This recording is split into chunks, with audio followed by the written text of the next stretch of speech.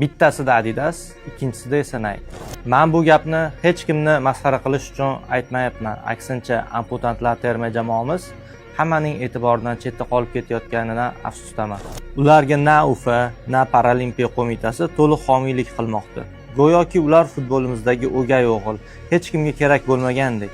Lekin shunga qaramay haqiqiy matonatni aynan mana shu yigitlar ko'rsatishdi.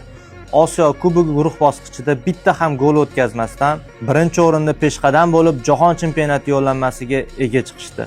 Agar kanalimizni kuzatib bormasangiz, bizni yana ko'rish ehtimolingiz juda kam. Lekin obuna bo'lgan bo'lsangiz tabriklaymiz. Bu yog'iga har kuni yangi bilimlarga ega bo'lasiz.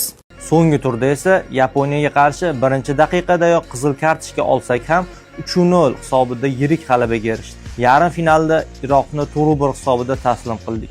Lekin afsuski finalda Eronga mag'lub bo'ldik. Bu shunchaki ishtirok emas, bu mardlik, iroda, vatanga sadoqatning eng yorqin namunasi. Shaxsan men Samandar Shokirov davlatimiz bayrog'ini ko'klariga ko'targan bu yigitlarimizga bosh egaman. Bu hech qanaqa buyurtma yoki reklama emas, bu yurakdan chiqayotgan gaplar.